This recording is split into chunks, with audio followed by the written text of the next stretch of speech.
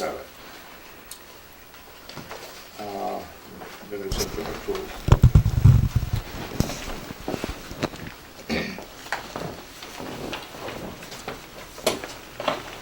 The first hearing for Michael Sabatini, case number 1801, is now in order. And I believe the attorney has something that he'd like to say right at this time. Yes, we request this board to continue this matter to November 16th, at which time we can go forward or dismiss it entirely, or withdraw it entirely. All right. Do we have that in writing? It will be.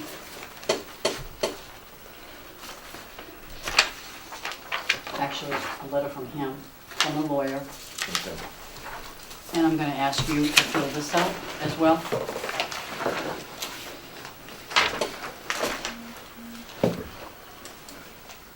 The matter of Michael's, the Town of Raleigh Board of Appeals, and the matter of Michael Sabatini, ZBA matter 1801, Bradstreet Farm, barn at Bradstreet Farm, 239 Main Street, off Elmwood Lane. Raleigh, Massachusetts. Request for continuance. Now come Michael Sabatini, Bradstreet Farm, and the barn at Bradstreet Farm to request this matter to be continued to November 16, 2017, with an extension for a final decision. Respectfully submitted, Michael Sabatini, Bradstreet Farm at Bradstreet Farm, by their attorney, Francis A. Colonna. Okay, shall we continue this? I'd like a motion to I'm making a motion to continue it. Mr. Chairman, you're going to need to fill in the blank there at the end. Yes. The continuation. There's a blank at the end for the deadline for concluding the hearing and reaching a decision. Oh, I'm not sure. I left it blank because it's December 6th, November 16th, and do you need 30 days or do you need 60 days to render a decision if the hearing goes forward on that day? Okay, so if I put in here a December meeting, You have to put a date certain, so December, the third Thursday in December would be appropriate. okay, December 21st. December 21st.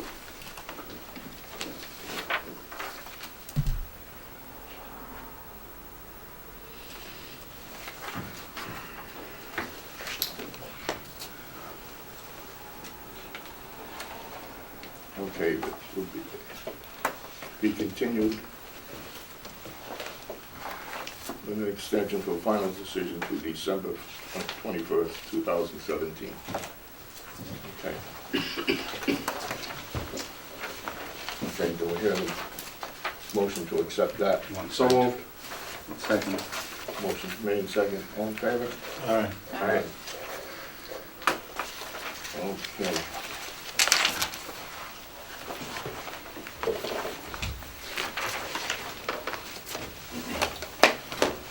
I'm going to jump ahead here for a few minutes because the case 1802, Margaret Henry, I'm going to ask for withdrawal. So I'm going to ask their attorney to come forward at this point before we get involved in the Sabatini case. Is she right there? Yes, sir.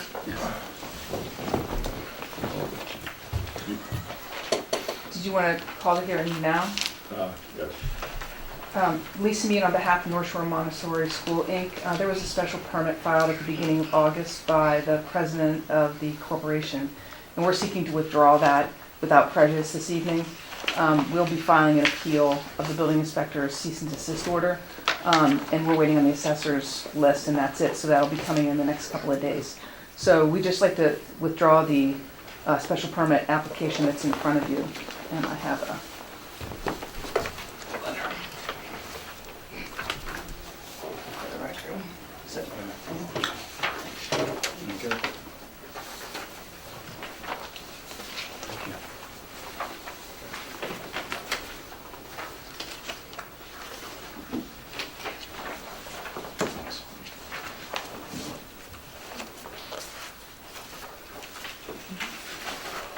Would you kindly fill that out for me?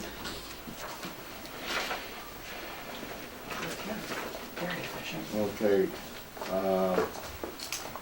I have here a letter to the board regarding 121 Weathersfield Street, Raleigh, Mass. Montessori School to withdraw an application for a special permit pursuant to Raleigh Protective Zoning Bylaw, Section 5.2.1, filed on August 9th, 2017. Dear Chairman Thurston, members of the board, reference is made to the above captioned matter. In that connection, this firm represents North Shore Montessori School Incorporated, North Shore, the lesser of 121 Weathersfield Street property. The president of North Shore, Margaret Henry, filed an application for a special permit to the zoning board on August 9th, 2017. The North Shore Montessori School does not require the zoning relief sought and respectfully request that the board withdraw the application without prejudice. I look forward to addressing any questions you might have on September 21st, 2017 to answer them in person. Respectfully submitted, North Shore Montessori School by the attorney Lisa L. Mead. Mr. Chairman, Yes. just one comment. I don't want to be too picky, but I think what they mean is that the board allow the applicant to withdraw. We can't withdraw. We can allow the applicant to withdraw. Point taken. The verbiage is. We can't withdraw it. The We'd like- verbiage in the letter. The way it, Oh, she's requesting, okay, she's requesting the withdrawal. that we allow them to withdraw. Yes, sir. Yes. We can't withdraw it. Right.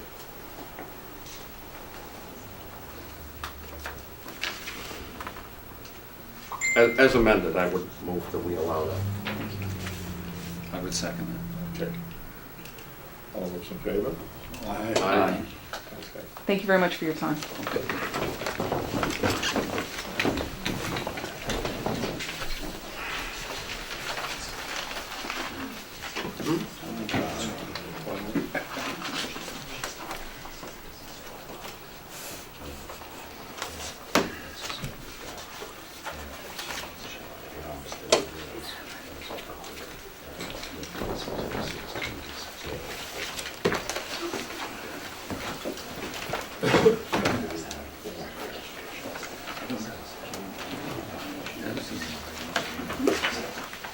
Two down, 2 out of 3 ain't bad. I'm out of here.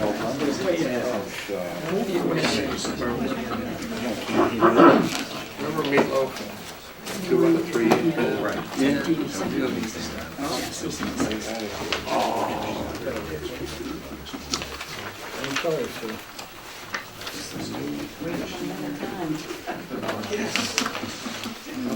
He is. I just break my promise that you get my vow.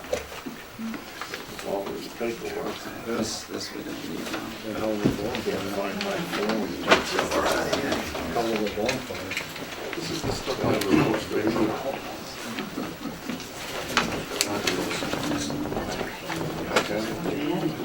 Yes, I know he did. I was looking at it.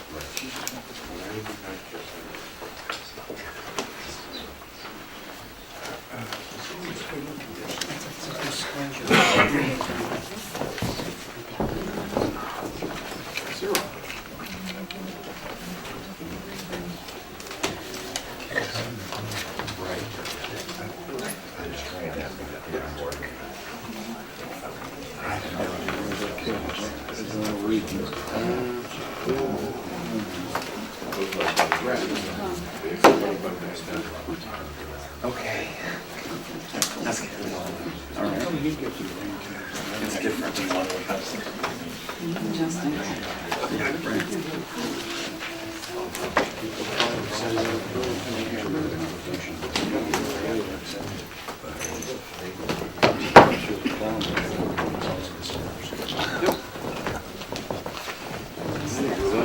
Lisa, is this the new application for the old application?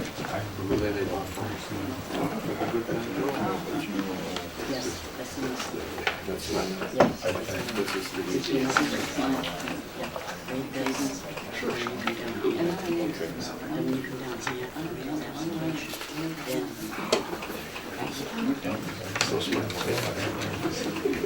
She get all four grandparents from my other, she's 100%. okay. Yeah, I know. Public hearing for case number 1803 for an application received from Michael Sabatini appealing the inspector of buildings decision is now open. The public hearing will proceed in orderly fashion. I ask for cooperation in the following procedure. Everyone present will be given an opportunity to be heard after the application is presented and the board members have asked questions. The secretary will be reporting what is said. Therefore, when you address the board, begin by stating your name and address. Speak slowly and clearly. Only one person will be allowed to speak at a time. At this time, do any board members have an interest in this property or issue or stand to gain or lose any financial benefit as a result of the outcome of this hearing? Dave? Nope. No. No. As you all know, most of you in this room know that I know Michael Sabatini.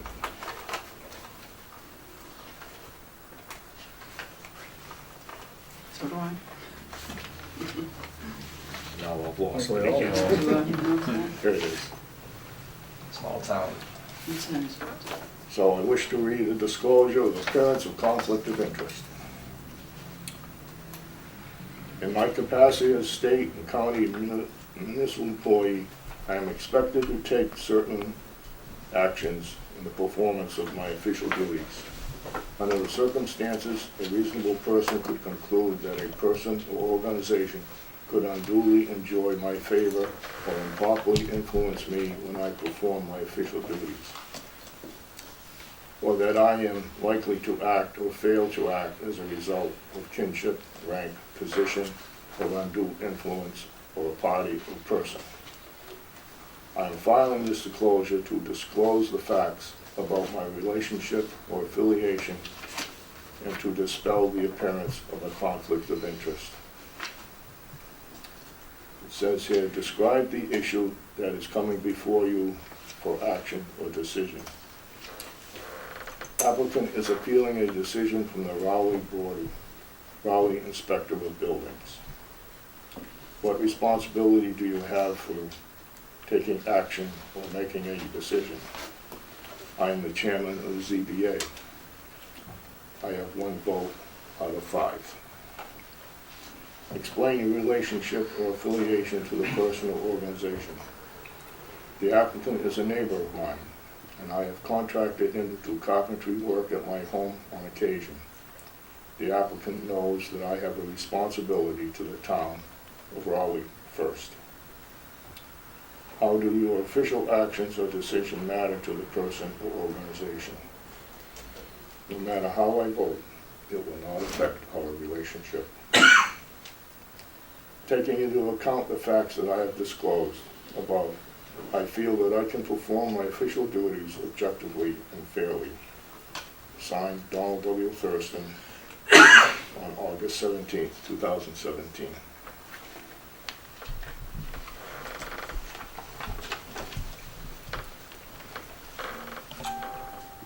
I received a letter from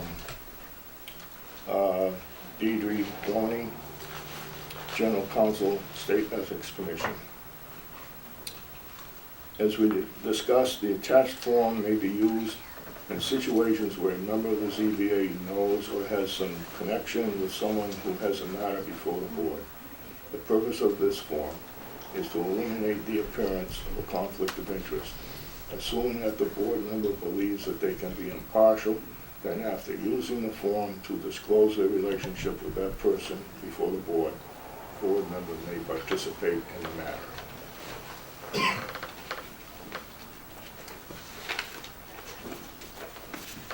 Will you file that with the board of selectmen tomorrow, please? Yes.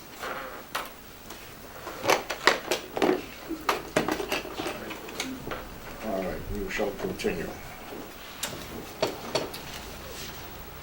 Public notice of the application was posted in the town hall, sent to a certified list of parties and interest, and is published in the town common on September 6, 2017, and September 13, 2017, and reads as follows.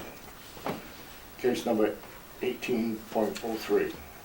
A public hearing will be held at the Town Hall Annex, 39 Central Street, on Thursday, September 21st, 2017, at 8:15 p.m. to act on an application received August 21st, 2017, from Michael Sabatini. Applicant is appealing the Inspector of Buildings' decision for a cease and desist order for all commercial and business activities, including agribusiness. Property is located at 237 Main Street, Raleigh, Mass. The property is in the Central District and is shown on Assessors Map 26, Block 26-4. At the public hearing, members of the public may ask questions and present evidence that support either the approval or denial of the petition.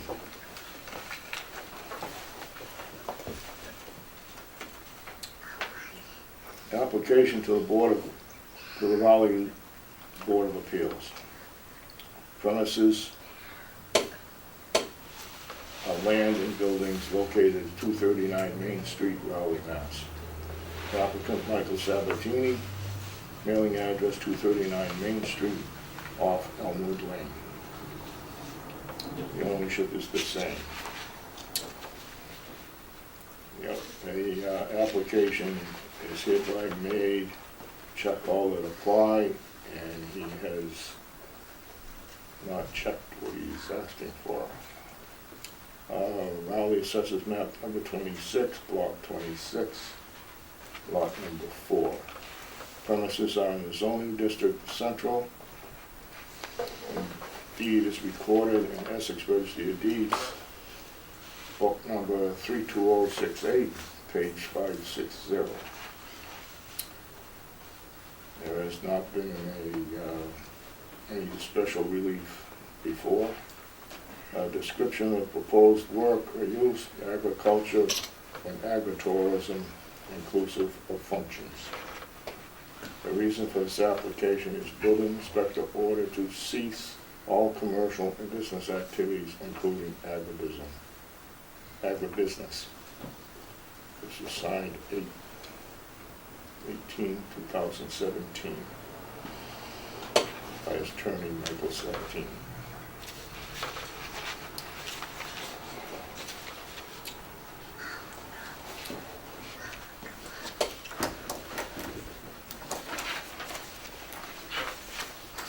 Has the permit and license clearance form. It's signed by Michael. Applicant is Michael Sabatini. CBA application, party agreed by building inspector's decision. Address 239 Main Street, Raleigh, Assessors Map 26, Block 26, Lot number 4. And it is signed by the Treasurer's Department, Light Department, and Water Department. Butters have been listed.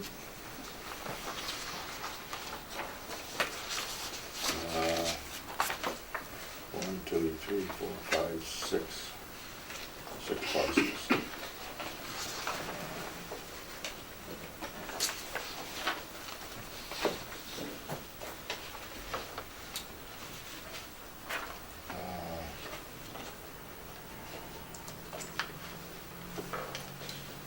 The purpose of this hearing is for the board to hear and consider the pertinent facts relating to the application and to approve with conditions or deny. Before a hearing from the public, the applicant will be allowed to present their case, and then board members will be allowed to ask questions or comment. The applicant now has the floor. Thank you very much. We would request that the submissions for matter 1801 be included in the submissions in the file of matter 1803. That would be that fit package that we submitted last time. Also supplementing the record on that, was submitted yesterday a package of information which includes a series of informational seminars, historic New England Preservation Organization material, listing properties available for weddings as an agritourism. The same thing with Massachusetts Historic Commission's book entitled Historic Places for Historic Parties. The 2016 National Farm-Based Educational Network that was held in Concord, Mass. Basically, the lead course was assessing your farm for agritourism. Number one recreational event listed as farm weddings. Also the advertisements of Appleton Farms as the national gathering place for the conduct of the farm weddings and the farm-to-table events conducted at Appleton Farm. There's also submitted an agritourism map, and there are 3 local farms in Rowley that they have letters from them soliciting their product for the sale at the barn at Bradstreet Farm. You have a letter or an email from Ann Osmond, president of the Newburyport Chamber of Commerce.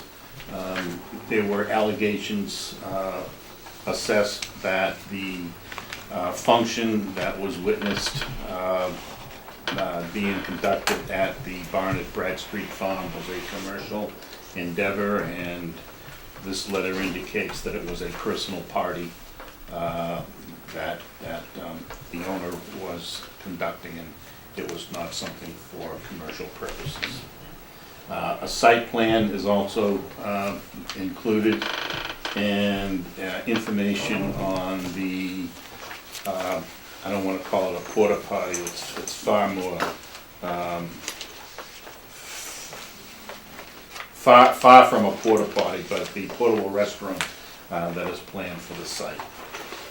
I also submit a supplement to the application, and really this matter centers around the building commissioner's or building inspector's order.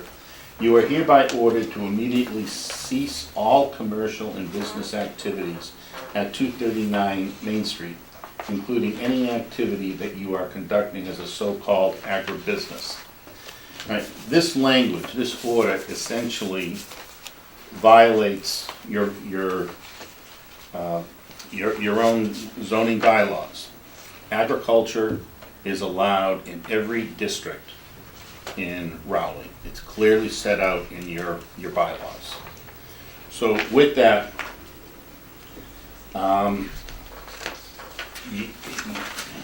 you have terms that look important. The fact that the building inspector used the word agribusiness. Well, what is agribusiness?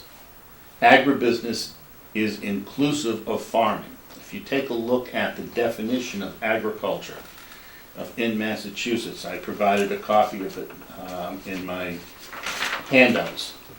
The definition of agriculture is intended for commercial purposes. Now, the Bradstreet Farm was purchased as a farm. The historic covenant on it allows it to be operated as a farm, and for a plurality of years, All right, it has been designated as chapter land of 61A, a designation that requires commercial agriculture. So the fact that the building commissioner is saying no commercial agribusiness can be conducted on the site is extremely egregious, contrary to your own bylaws, contrary to the state law, and contrary to the Constitution of Massachusetts, which I provided information on my last submission. So what we respectfully request that you overturn the decision of the building inspector and allow agribusiness to occur at the Bradstreet Farm site. I'm open to questions and comments. Okay. We have many letters from different departments and that we have all had a chance to read.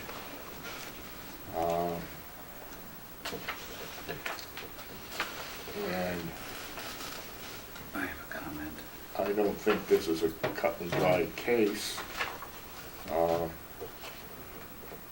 as you would indicate.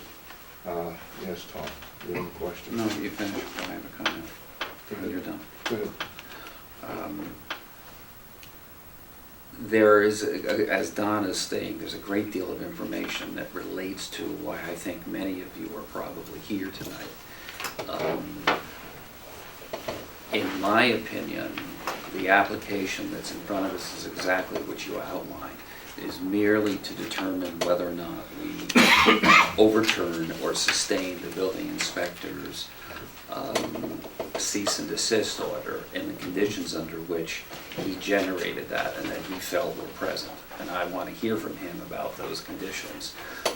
In my opinion, this is not the hearing associated with trying to define what agribusiness is or agritourism is. There's a lot of opinion about that out there. We're not being asked in this application to grant a permit that attempts to define in any way, shape, or form what those actual components of agribusiness, or as I've come to understand it, agritourism is. So I think many of the letters that the board has received, and from all the other town departments, as well as the information you're providing in town council, address more the element of how we go about trying to determine what agritourism is and what the farm might actually be able to be considered to use under the term of agritourism as a commercial activity. To me, that's not what we're being asked to consider. All we're being asked to consider tonight is, based upon Ken Ward's letter, are there grounds to uphold and cease and desist, continue that under the conditions he states in here, which haven't been addressed by your comments. Not because you didn't want to, but because you haven't, because he has more comments here. Or do we overturn it? But in my mind, that doesn't grant the applicant any more rights, nor is it intended to take any rights away. We're not establishing any rights. They stand the same. I would look forward to getting an additional application from you that requests a permit. You're not asking for a permit here. You're not asking the board to try to determine, as our applicant says, conditions that might apply under a permit. My research has shown that towns in the Commonwealth have a lot of different ways of approaching this subject. Some approach it very detailed. They set up commissions, you're probably familiar with this, they set up commissions to define what agritourism is. It involves farmers in the town, it involves elected and appointed officials to manage this kind of a subject. That, to me, is not what's involved with what we're trying to decide in this hearing, which I'm not sure we're going to decide tonight anyhow, because of the complexity of the whole case. But to me, this is not the time to debate, should we allow weddings, should we allow dinner, should we allow what wineries do, what about the money to charge? That's not what what's going on here. A lot of your information gives us that kind of input. That's not what I'm looking for tonight. I'm looking for the building inspector to talk to me more about his comments about the without necessary permits and approvals. What permits and approvals are required in his opinion that don't exist? That would help me understand whether or not he should not be allowed to do it, not because I want to prevent a farm or any farm from not being able to do any of those activities, but if there are not proper permits that are required by this town in place, then he and anybody else shouldn't be allowed to do it, is my opinion. First of all, there is no bylaw provision that addresses this activity, or the agritourism activity in your bylaws. I agree. All right, so there is no permit to be acquired. This is a zoning matter before you. The building inspector has said agribusiness cannot be conducted at Bradstreet Farm. All right, that's what he has said. So your first job is to determine whether or not the building inspector's decision, order, should be overturned or not. All right, the second tier there is what agribusiness can be conducted on Bradstreet Farm. It's well known that the activities include weddings and functions. My understanding is, the interpretation is, functions can be conducted if the building has the appropriate occupancy permit, but weddings can't. I'm not quite sure where the difference between a function and a wedding is. Now, granted, issues have been raised about serving liquor. Obviously, if liquor is being served and purchased, then a liquor license has to be acquired. All right, and that would be up to the individual who is licensing the facility for a particular function. If a bride and groom wants to have an open bar, that's one thing. If a bride and groom has a cash bar, that's another thing. They would have to get their own license. All right, there are caterers that have, the ABCC has issued licenses to, right? A caterer that holds that license would register with the municipality, and that would be conducted. The codes for the building codes obviously would have to be met, all right, and we fully understand that. Mike has been working to bring everything up to code, to the code that is required for the structure. Issues have been brought up with respect to the functionality of the structure pursuant to 48 Section 3.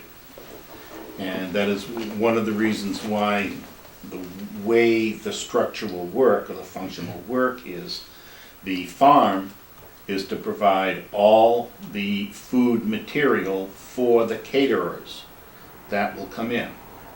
All right, the caterers have to be self-sufficient. They have to have their own water. All right, they have to have their own heat. They have to have their own cooking facilities.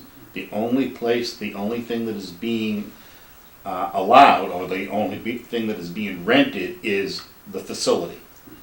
All right, no kitchen, nothing of that sort.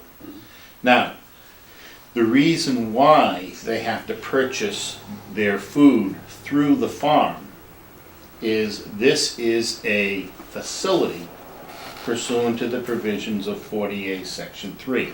I provided to you a copy of that. Right, so in order to enjoy the exemption and be able to conduct agritourism, this facility has to either provide 25% of the produce harvested during its principal harvest season to those caterers, or if they can't do 25% of what the caterers serve, they have to do, during their harvest season, they have to do 25% annually, and 50% has to come from other Massachusetts farms. Right? Hence the agreement with other local farms to be able to provide food material to the caterers. So to make sure that this is complied with, all right, the Bradstreet Farm is the one who sells all the food to the caterers.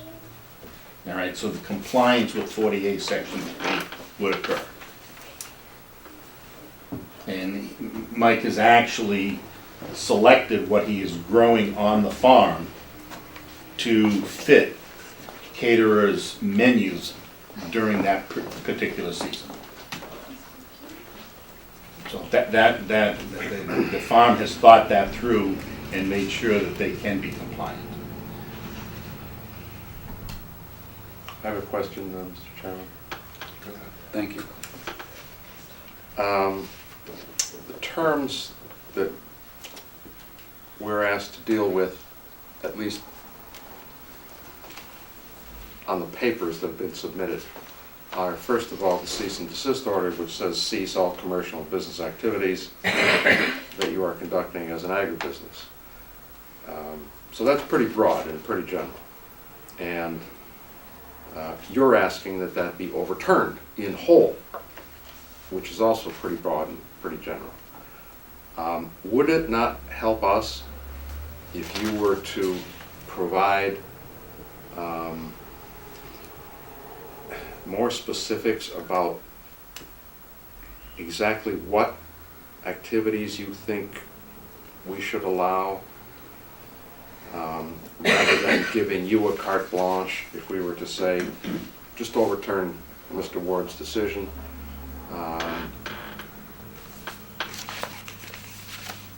Because overturning his decision basically leaves it up to you to do what you want to do.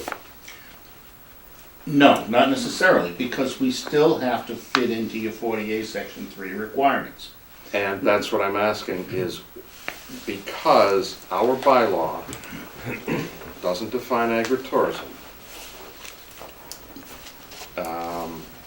and our oath is to uphold the bylaw, what are we being asked to do? To give a carte blanche to the applicant? Or I'm asking you if you can provide us with or if, you know, if you're not inclined to, of course, you don't have to, but if you're simply saying, let the applicant do what they want as far as events go, because he has a farm, okay, if you want to leave it at that. I would prefer something a little more specific, which, if you include certain things, you exclude those that aren't included, that we kind of have an idea about what events, we're being asked to approve. Well, I believe there has been a list of events that were circulated. One thing that we understand to be rumor is we want to have a daycare center there, and that's not the truth. There is no indication. Of course not. That's why I'm asking you. Right.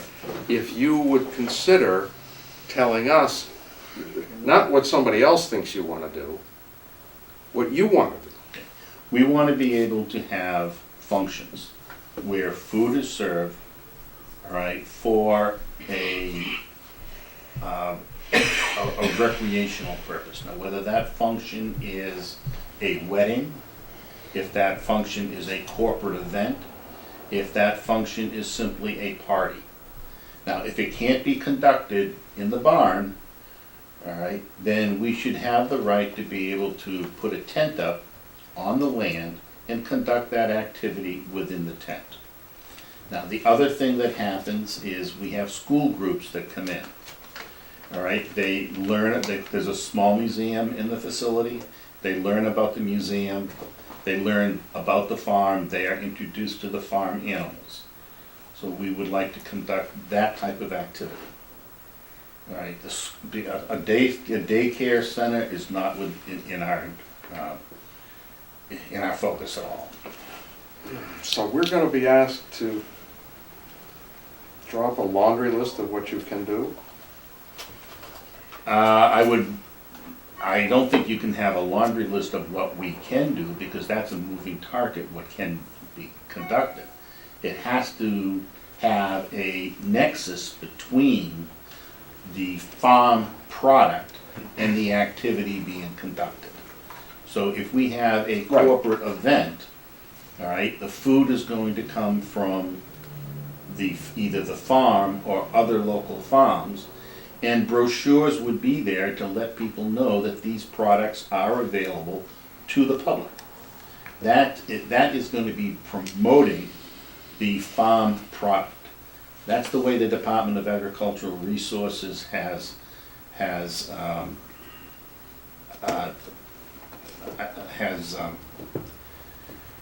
set out their educational materials to promote. The whole purpose is letting people know that the farm is there and it's selling things. Right, but there's things you know you can't do just to attract people. I mean, there's all kinds of events you might have that, to attract them to a farm that are, not acceptable. But what you want to say, I guess, is as long as it's tied to the agricultural product percentages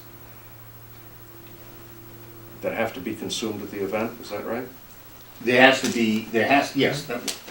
be the promotion of the farm product at the function. Or the consumption of it? And the consumption, yes. Because promotion doesn't mean you sell 1 ear of corn, you just talk about it, and then you have a party. No, you'd have to have the party with the either local farm product or Bradstreet farm product. Okay, so it's, So it has- it's the consumption also. It has to fit into the equation. Yes. That's correct. Okay, and we don't have that equation here, right? Yes, you do, it's in the statute. Okay. It's that 25/50. Okay. Part of what this conversation though continues to illuminate for me is that there's a lot of room for interpretation here about what an event, what a function is. There is established information out there about what that is, and it's easy to identify what those are.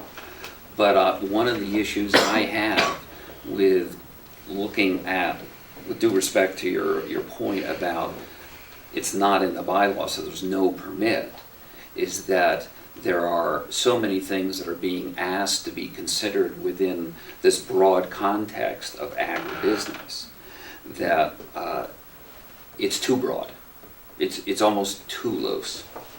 And I think if you've seen some of the letters that the other town departments have written us, that within the context of what a function is, there are a lot of safety variables that come into play that I think it's this board's obligation to pay attention to as it regards to anybody who comes to an event provided by anybody in this town in terms of safety, for instance, with regards to fire access.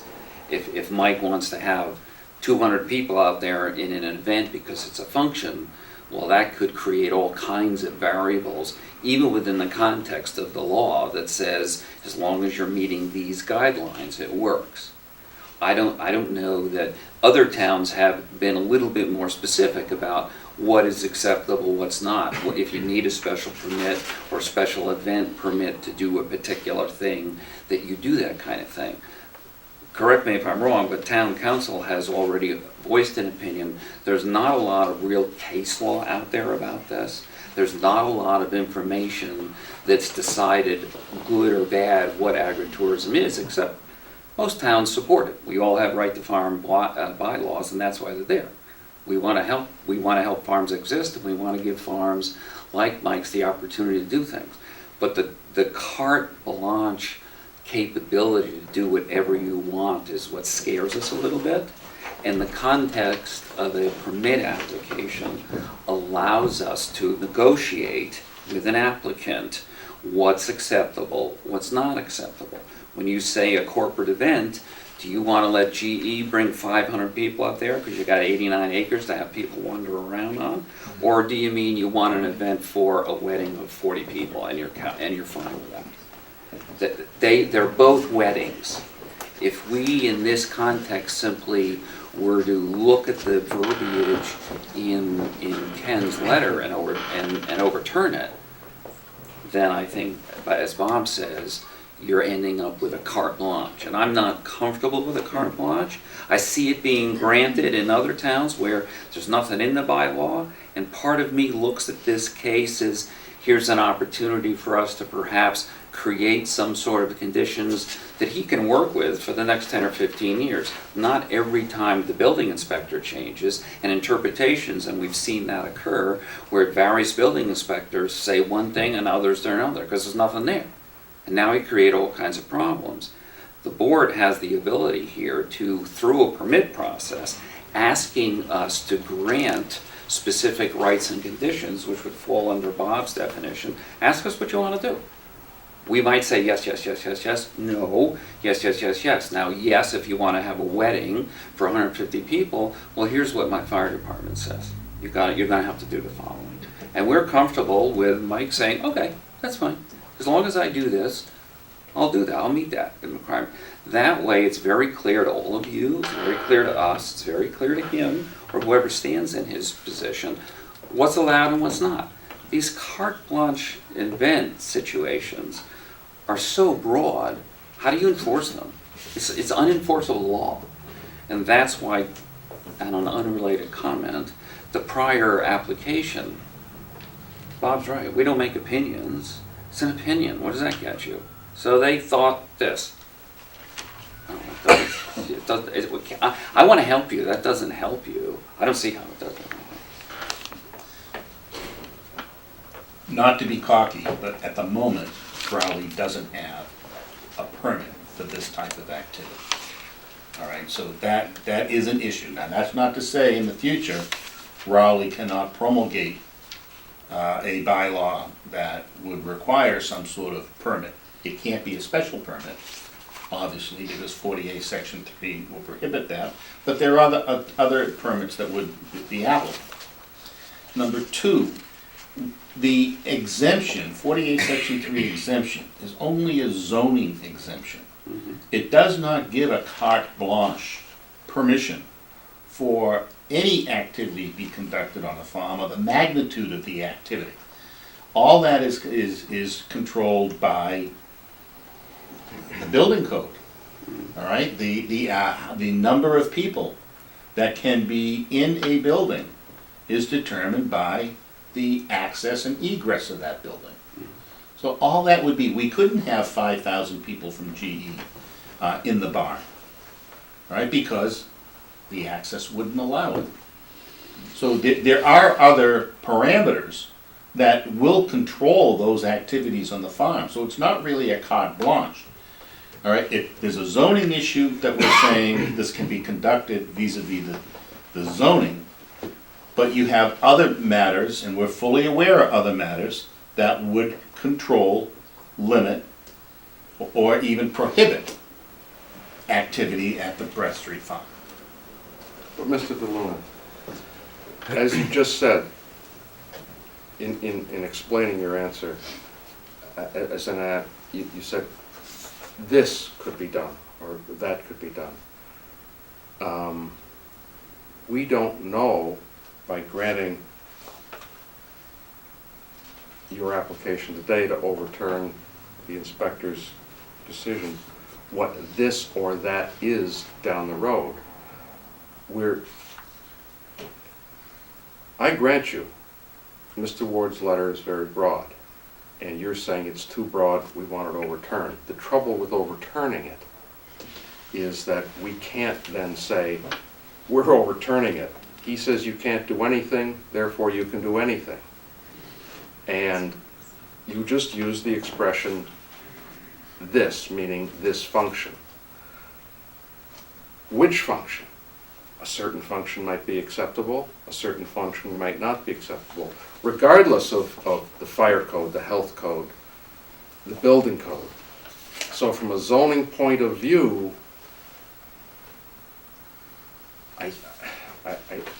I would like to know what you're asking, and it's perfectly acceptable. If you say, we want to do whatever we can do, if we meet all the other codes, we want to do whatever we want because it's on a farm, and therefore it's on a farm, and it's a magnet to draw people into the farm, therefore leave it up to us. Tell us if that's what you want, but if you want to be a little more specific about trying to define it, and I mean, maybe you've said restrict it to the statute, but it seems like there'd be an awful lot of gray area in what you're asking. You're looking for a list. Are we gonna have baptisms? Are we gonna have bar mitzvahs? Are we Right. gonna have? Right. And that is. Bachelor party. The,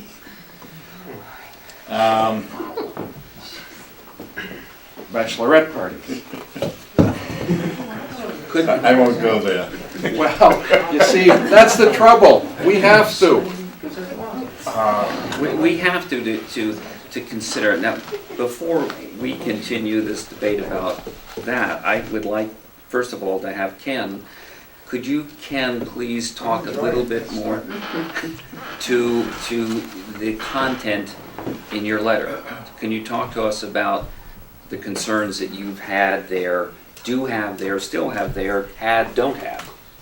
Well, first of all, excuse me, the letter was written after we saw a tape of an event, and I have been told by the owner of the farm, by Mr. Sabatini, that it was a personal party.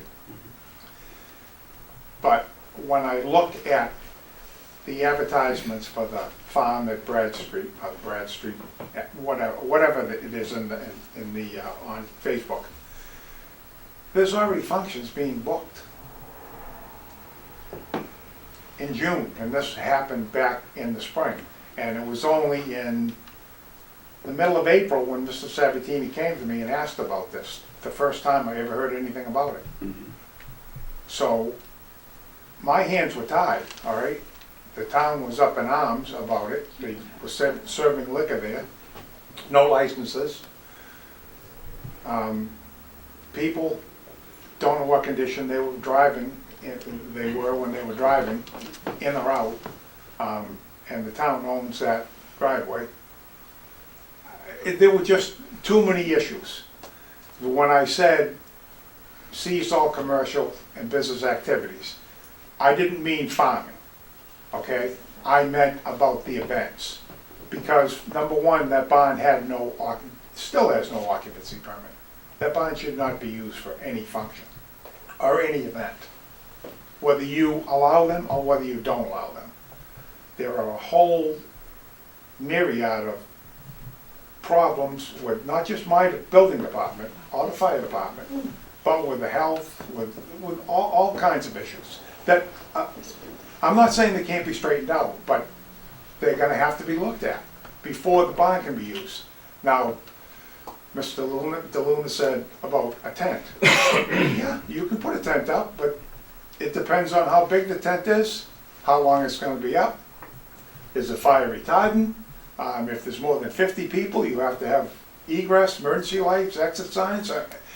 So you can put a tent up, but there are consequences if you use a tent. All too. covered by the building code. All covered by the building code, absolutely. Okay. I have nothing against farming. Good luck to everybody that's doing farming. God bless them. But when the public is in a building, then I have concerns. I'm protecting the public. That's my job. That's why that letter was generated. I had to get his attention, okay, because I don't know how many events he had scheduled. Town council is here. I would like to get some clarification on, you have issued an opinion about your concerns of whether or not, within the context of agritourism, events, weddings in particular, are a logical element of it. I would also like to get an opinion as to whether or not Mr. DeLuna's representation about the fact that we're not in a position as a zoning board, given 48.3, to issue or permit with any sort of conditions. I know that Ken has the building code capability to go in on any condition and say that you don't have a permit for this, you have to do this. And I know he's had conversations with Mike about these kinds of things. But like Bob has said, on behalf of the town, I would much rather function in a permitting environment. We seem to be, I'm not sure why we can't do that here. Chapter 48, Section 3, sometimes called the Dover Amendment, says that we may not prohibit or regulate or impose a special permit requirement on agriculture. And agriculture is defined to include things such as the sale of food on the premises, provided that, as you've heard before, at least 25% of it is produced on the premises and at least another 50% produced on Massachusetts farms. So we can't have a permit requirement, a special permit requirement, because of the Dover Amendment. Whether we could craft some other kind of permit requirement, perhaps under the general bylaws, I don't know, I haven't been asked, and we don't have one currently. I think it's important for all of us to understand that there are a lot of issues here that are not before this board. Mr. Ward will never issue an occupancy permit unless he is convinced that the building code and the fire code are complied with.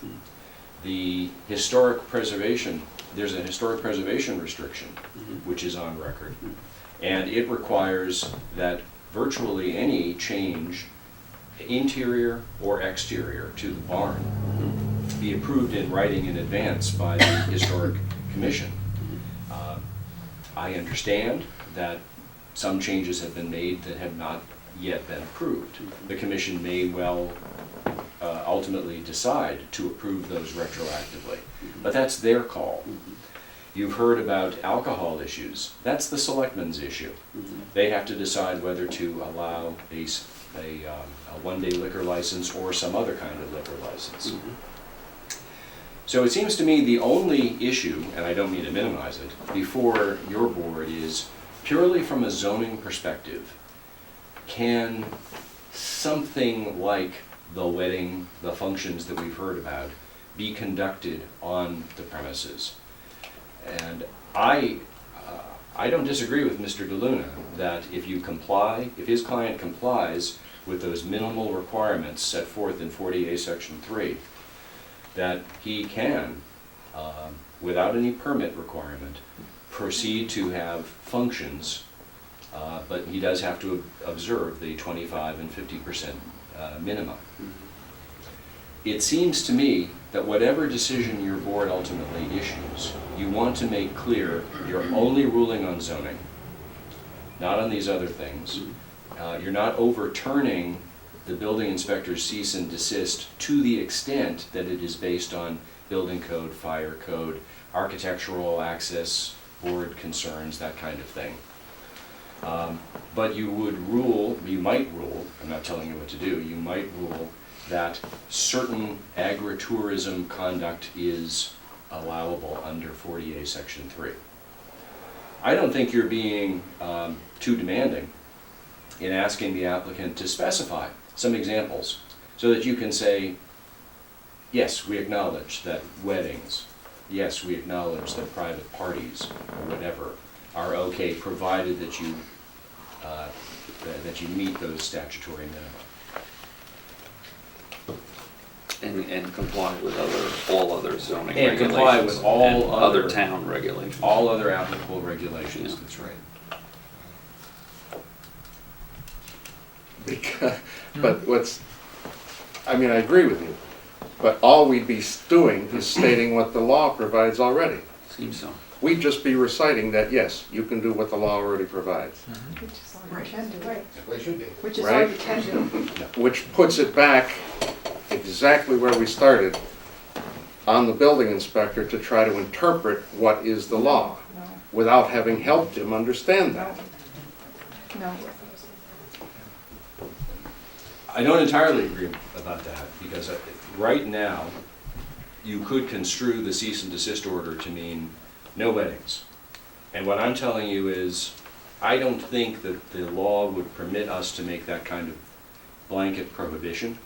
I think we would have to permit some kind of wedding functions if those statutory minimum were observed, the 25%. But weddings 50%. aren't in the application.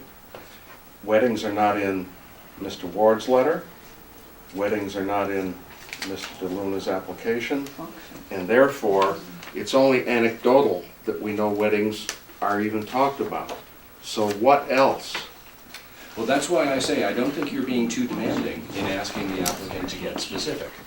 And I don't think it would be a bad result at all for your board to issue a decision that says weddings, this private parties, whatever else, are not violative of zoning If. if the statutory minima are complied with. And, but beyond that, you don't, I would advise that you not reverse the building inspector's cease and desist to the extent that it is based on things other than zoning. Of course not. That's not our jurisdiction. I don't think it's worthwhile putting it in there. Oh, sure. Right. Of course.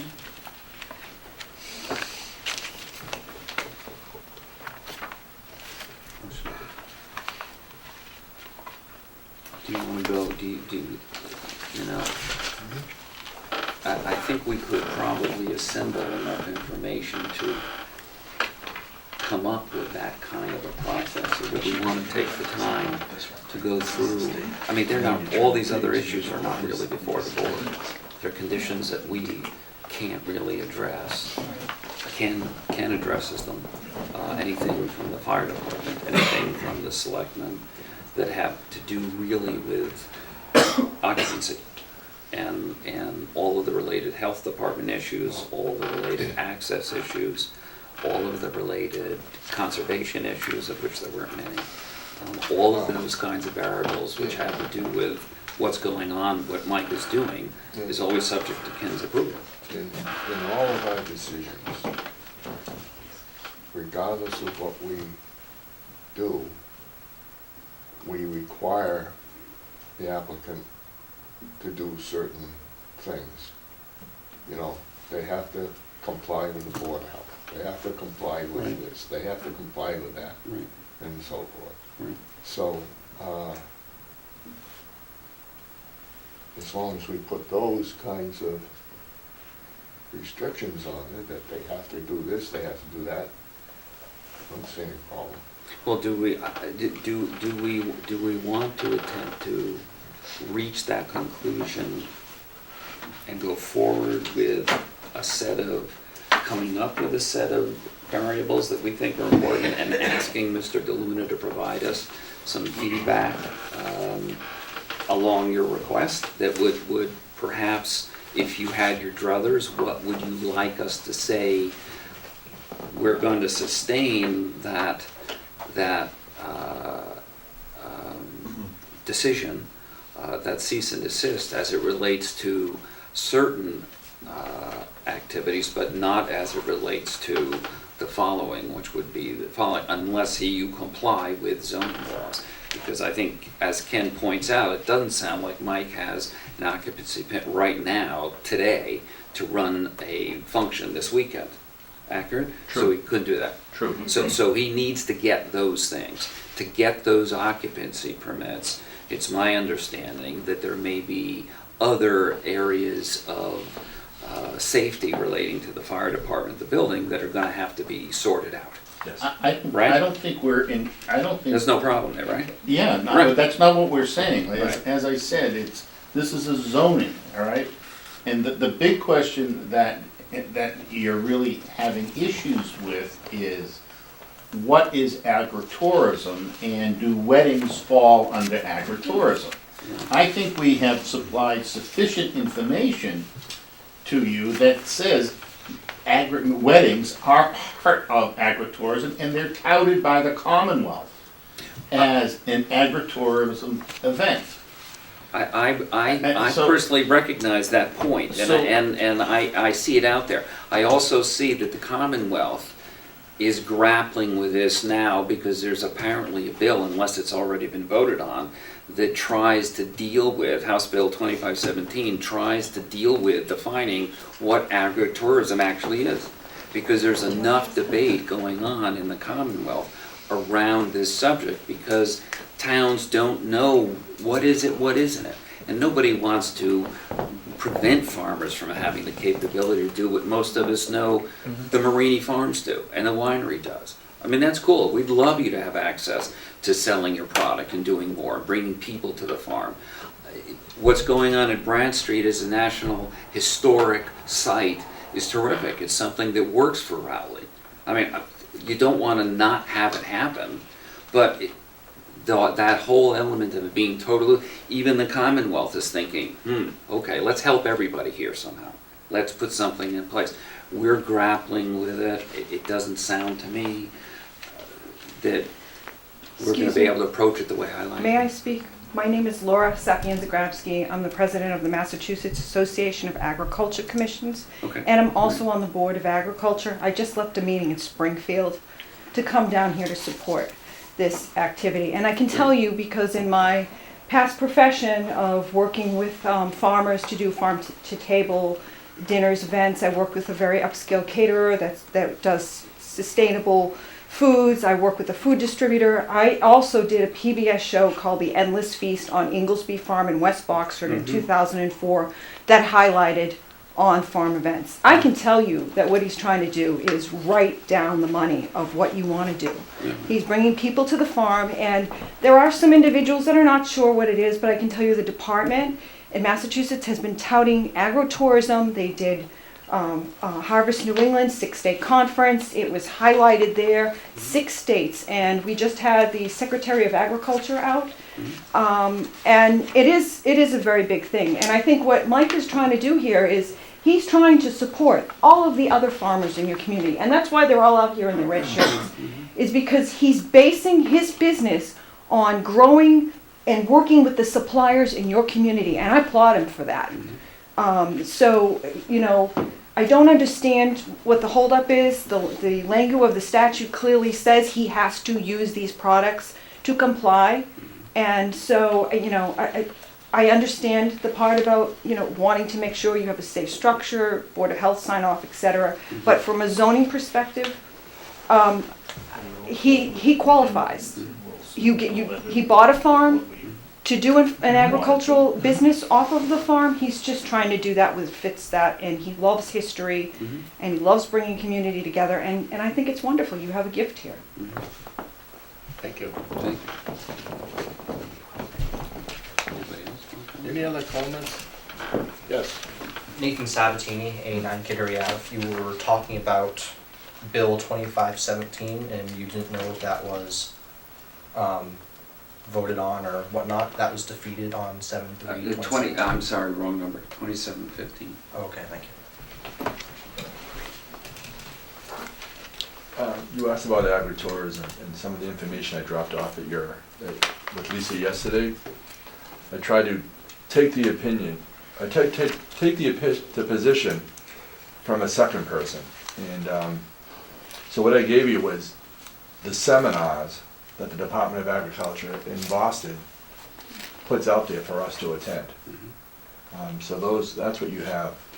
So they teach us they come to the farms or we go to them, but they're teaching us agritourism, they're teaching us how to do farm to table, they're teaching us how to have overnight accommodations, they're teaching us how to have, school tours, to teach us how to have wedding functions on our property.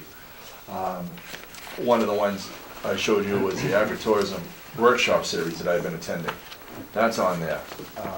And the other one, which was just held recently, talked about Appleton Estates in Ipswich, putting it on. And all those seminars, the number one thing was how to host weddings on your farm. And so I took the position of, this is not an idea that I came up with. This is what the state is teaching us. They're coming to our properties, or we're going to them, and they're teaching us, step by step. This is what you're going to do. This is how you do it. We want all your signage to be the same. So Kenny was over recently and he saw all the different signs that the Department of Ag gave us. So all the signage. So we're working pretty hard with the Farm Bureau and the Department of Ag to do precisely what they're saying. And that's all we're looking for. Well, I don't mean to sound like a naysayer by any means, because I had an opportunity to visit the farm. I was involved with the Brad Street Land Use Committee that was originally put together to consult and help the town decide to make the acquisition originally, and have a very good, clear knowledge of what the farm was. And I was over there last week, and it's striking what Mike has actually done to the property. It was at best run down when he took it over, and I'm being polite. And it is a beautiful property now. The house is beautiful, the barn, the farm. There are questions that have to be resolved, but there's no question that this is the kind of gentleman that you would want to do what he's asking us to consider that be part of the zoning that's regulated by the state law allowed to happen. No question about it. I mean, he has the resources, he has the knowledge, he has the drive, he has the vision, where he wants to go, as articulated for me, was right up the page you're talking about. So there's no mind that we wouldn't like to have that as a shining example. And the fact that, as I said, it's on the National Historic Register, I mean, we all know people drive up 1A to go up through Ipswich, come up through the North Shore. That's where you want to be able to stop in. So, I mean, it's certainly worth for me. The question is, do we want to come to some sort of a tentative decision subject to a draft that we review, or do we want to take all our material, read it, and come back next month and make any more? It won't necessarily impact the zoning component of it, because I don't think there is a zoning issue. Even town council is pointing out that within the context of the zoning law, which is vague, I still think that the zoning review committee, which Don and I sit on, which is made up of Board of Selectmen and Planning Board people, are probably going to look at creating something that other towns have done, which create local commissions, and you may be familiar with these, within towns, made up of farmers, made up of townspeople, You have an AgCom. and something like that. You already have one in town that could be working with you on this. That could be addressing what that subject is, so that there isn't these kinds of issues for you. Is it available? Yeah, no, of course it's available. And those kinds of things are done out there.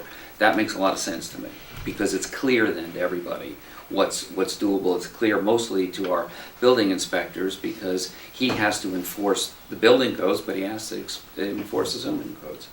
The problem is you have before you right now a zoning matter, Right. okay, that you don't have any, as Frank has elaborated on, to go further into. Right. So your concerns, you have nothing to rule on that. He complies. So your concerns should be released and perhaps passed on to the selectmen and enable him to move forward. Complying, as long as he's complying With the other boards. with the other boards. And that's as far as you really can go. Well, that's what we were asking is, what's the point of saying, okay, comply with 48.3? We all agree he has to comply with 48.3, and there's no guidelines. We can't put any. Mr. Ward agrees he has to comply with 48.3. Mr. DeLuna agrees. Mr. Sabatini agrees. I agree. We all agree he has to comply with 48.3. Does that include 200-person bar mitzvahs? I don't know. Well, the point is that it's not we don't need to concern ourselves. is what I we're being guess, told. but does that help the applicant? Well, it doesn't, it only helps him insofar as, you know, he still has to deal with Ken Ward's interpretation of what's required. And it's gonna be And Ken Ward's that's- decision. And it, Precisely, which is why I asked originally if Mr. DeLuna wanted to define it at all. If he wants to have a broader interpretation and leave it up to Mr. Ward, we can do that. If I may, I think we're all in the same book, or we're all on the same page. You're looking for some assurance some assurance that the functions would be appropriate for a decision. No, Mike is- I don't want to interrupt you. I don't want to say what he can do and what he can't do. I don't want that to be up to us. It's not your job. He can do, okay. I'm trying to come to a happy medium. Mike is willing to request a continuance and submit a list of functions that they anticipate to be conducted at Bradstreet Farm. But that list of functions has to be flexible, because if something comes up and, you know, the Model Airplane Association wants to have a fly demonstration there, you know, and we didn't have it on that list, it can't be prohibited. You're dating yourself, Frank. They're called drones. On the back of the Department of Ag, they gave a list, and I highlighted, out of the list that they gave, I highlighted the list that is reasonably appropriate to what we're doing. So you had a sense, because they gave you a list of, 75 choices. I honed it down to a half a dozen that would be appropriate to what I'm doing. And this is on the package I gave you yesterday. And all I'm saying is, I'm not sure you want to be here with a decision that we restrict it to 6 things, or 8 things, or 10 things. Right. yeah, no, well, we Once could you do want the other- 11th, Mr. Ward says, nope, it's not on the 10th. Right. And that's my fear is, the checklist, we forgot the drone app. Yeah. Actually, we use drones at the fair now to monitor our crowd. I mean, if you have a 10, I mean, you gotta have, how many people are you gonna have? You gotta have a limitation here somewhere, I would Well, think. that's why I say, everything is really, the density of the activity is really controlled by the building code, by safety codes, all right? And the activity itself is controlled by 48 Section 3. So there are many, many controls on what Mike can do at the facility already. The big question that Ken is gonna ask is, how do I police it? That's the thing, it's like you already had functions going, and nobody knew about it. We have functions booked, we haven't had them. We do not have Nothing functions. is up. Believe me, this just is what I an hear. economic issue, because functions, let's put it this way, in April, there was a learning curve. And Mike didn't know that all this had to be done. He jumped into it feet first, all right, and learned. All right, so, that's water over the dam. All right, he's done everything to assist in compliance. And he will continue to do that. We're not asking for exemptions from safety codes, fire codes, or electrical codes, building codes. We're just saying that we have to have an acknowledgement that agribusiness can be conducted at Bradstreet Farm, within the parameters of the law. We agree with that. I can answer your question, sir, about how we police ourselves with tents and masses and sizes. My name is Tiffany Learned, and I own a wedding and event planning business in Newburyport. I've done events Newburyport, Ipswich, West Newbury. We're in Newbury at Spencer Pierce Little Farm actually on Saturday. And we had to go before the building inspector, we had to go before the Board of Selectmen, we had to go before the fire department, the building, Board of Health, like everyone was involved, and we have all those permits. The clients go out and get them. All the tent companies that we'd be working with have flame retardant tents. Boston set the precedent in the state, and we followed suit everywhere else where all of our tents are completely to spec. They're fire retardant. We have fire extinguishers and they exceed a certain amount of people because the fire department asks us to do so. We have our egresses up, we have exit signs, everything is clearly labeled. So we follow all the same rules that anybody would anywhere. You know, and I assume that we would be before you folks again, or Board of Selectmen, to go ahead and get those licenses, you know, anything that we'd need to do all these events that you guys are talking about. So we kind of self-police, if that makes sense. You know, we wouldn't want to have 2,000 people coming in haphazardly because they'd probably destroy the farm. We wouldn't want to be that property that does that to everybody else in the neighborhood. We would keep it to a Delaware, and we police ourselves, and by having all these permits and licenses, it does it. You know, it does it itself. So I hope that makes sense. You're welcome. Can I just correct one thing that Mr. Ward mentioned? We have not accepted any bookings for any parties at the farm. We have no contracts in place for any events right now. We're waiting to sort through all of this. We've already lost the entire 2017 season. We've pretty much lost the 2018 season because these events tend to book a year out. So every day that goes by is having a huge impact on us, but we're not accepting any bookings yet. How many events have you done this year? None. We had a birthday party for my best friend's daughter the other day with 12 kids, just as you would in your own backyard. What else? Is that it? We had our own private party for friends a couple weeks ago. That's it. We haven't done any commercial events where we've been paid to use the property at all, ever.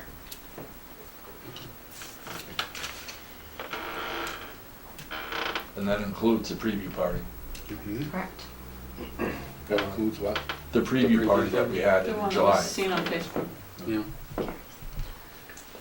And and Mill River donated the wine.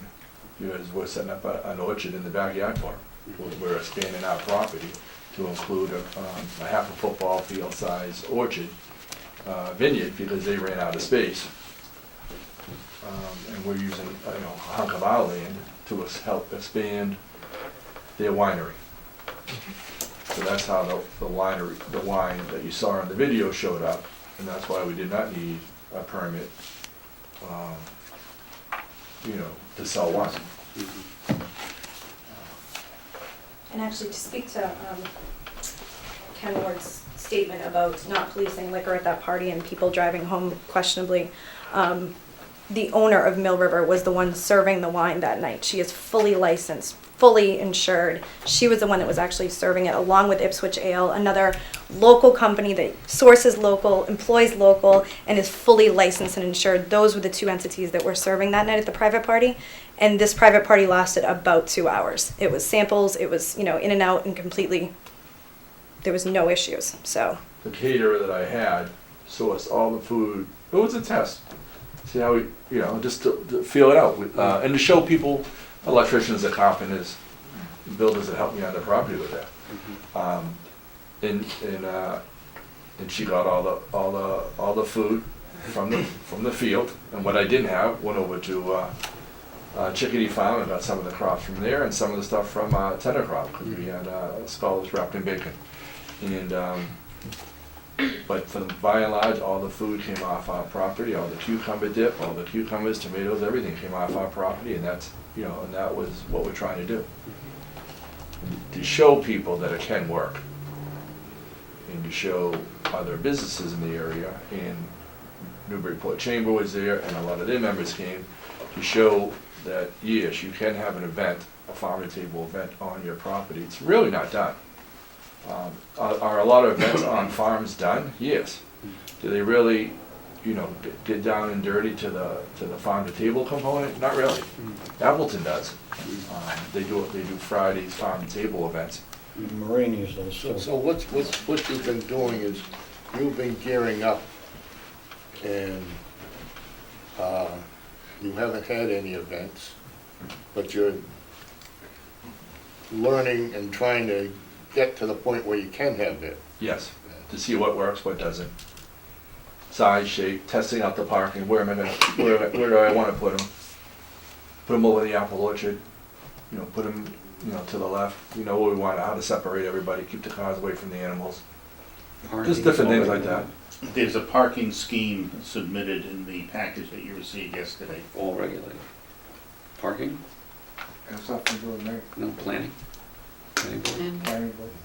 On my own land, basically. Not on town property, not out in the street, not out Route 1A, none of that. It's all, we're gonna call it off-street parking. Call it off-street parking. The parking is on my own land. What do you feel? What do you think? It seems to me, based upon the evidence, in addition to Ken's comments, Tom Mullen's comments, that the only thing we can do is either accept or overturn the point, and even Ken says he's not trying to stop agribusiness. I think the sticking term here is commercial and agribusiness, and I don't think any of us want to prevent you from doing that. I don't want to prevent you from doing that. I think you have to comply with a lot of regulations, which the other boards regulate, which you're going to run into because they're out there. I mean, all of the safety issues, all of the health issues, all of the, other concerns that relate to operating, whether it's 10, 20, or 200, is going to have to be complied with, and that's more of a stumbling block than we're able to address through zoning. Well, but the cease and desist could be modified to say, except to the extent that the applicant complies with 40A3 and the regulations and provisions, the percentages, so that.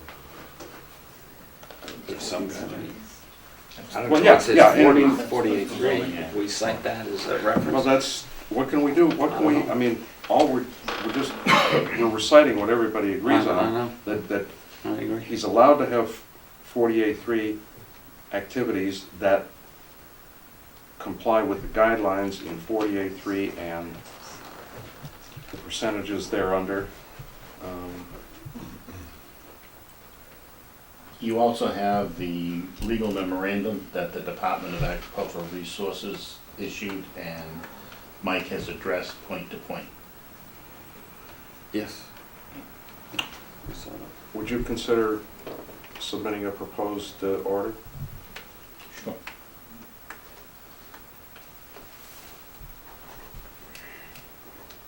That's just my question. I'm only 20% here. yeah, I would support that. All right. I'm open to that. Can you submit that to us so we could have, how long would it take you to prepare that? Could you do it in 2 weeks? Yeah, I can do it in 2 weeks. Okay. If you could get it to us in 2 weeks. What is being I agreed say upon? 2 weeks, the fair is Yeah, starting. I know, right. What we're agreeing to is to ask Mr. DeLuna to provide us with a pro forma statement that would be something we could consider to implement from our end. It would help us have a closer view of what it is your concerns are without necessarily spending time back and forth in debate. It's not an uncommon event in situations where a zoning board is dealing with an applicant who has an attorney present to help them do that kind of thing, and help the board, makes it efficient for the board. I think like I said, I don't think there's anything else we can do. We would continue it to the next, we'd ask that you continue to the next hearing, that you get the board that information in 2 weeks so that the board can take a look at it and put something together, and then at the next hearing, we make a final decision and sign off on it, basically. We would request a continuance. And then it would be subject to all of the kinds of normal conditions that are under the purview of the building inspector and all the other town boards. And that is October 17, I think. What's the next, well, what's the next hearing, please? Oh, I can't see that one. I can see that little. October 19th. 19. We don't close tonight. At the farm. It's gonna be a full night. Oh, yeah? Yeah, we got more stuff coming in. That's why we get big bucks. Right. Do we all agree and, It's okay with me. Oh, God, we got Marion Way there too. We got Marion Way coming We'll just read it. And we have the safety buildings too. Yeah, that's good too. no, we all agree to continue this to, I move that we continue. in. I'll second. okay, so moved and seconded to continue. Thank you. Thank you for your patience. Thank you for your cooperation. Make sure you come out of there. All in favor there? There's no motion, so why? Vote on the motion.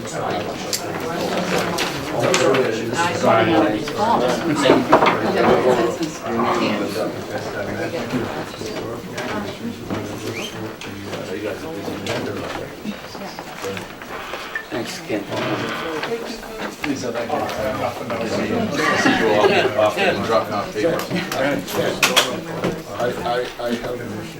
have a question. I have an answer. No. Yes, maybe. Yeah, that would be policed by the historical. If we